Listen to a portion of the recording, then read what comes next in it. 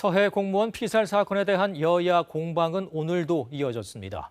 국민의힘이 대통령 기록물인 당시 청와대 회의록을 공개하자고 요구하자 민주당은 전임 대통령에 대한 공세라며 군 특별첩보, 이 SI를 공개하면 될 일이라고 맞받았습니다. 최유경 기자의 보도입니다. 진상조사 TF를 출범시킨 국민의힘은 문재인 정부 청와대를 겨냥했습니다.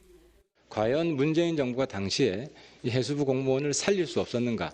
6시간의 여유 시간이 있었습니다. 당시 여러 첩보를 청와대가 취합 판단하면서 월북으로 몰아갔다. 따라서 청와대에서 열린 두 차례 관계장관 회의록을 봐야 한다며 민주당을 압박했습니다. SI를 공개하는 게 중요한 게 아니라 대통령 기록물로 지정된 부분을 공개하면 더 간편하게 해결이 되리라고 생각하고 있습니다.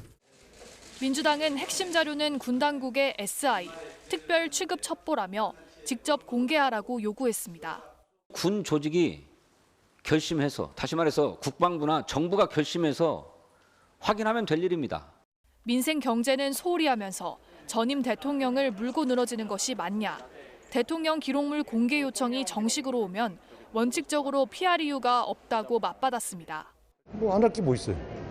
근데 다 부메랑으로 돌아갈 겁니다. 저런 정략적 의도가 여당의 태도로서 온당한지에 대한 국민 심판이 내려질 겁니다. 이런 가운데 2019년 동료 10여 명을 살해한 혐의를 받던 탈북선원 2명이 북송됐던 사건을 윤 대통령이 언급했습니다. 북송시킨 거에 대해서는 많은 국민들이 좀 의아해하고 좀 문제 제기를 많이 했는데 좀 한번 들여다보고 있는 것 같습니다.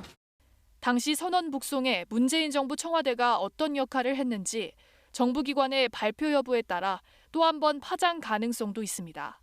KBS 뉴스 최유경입니다.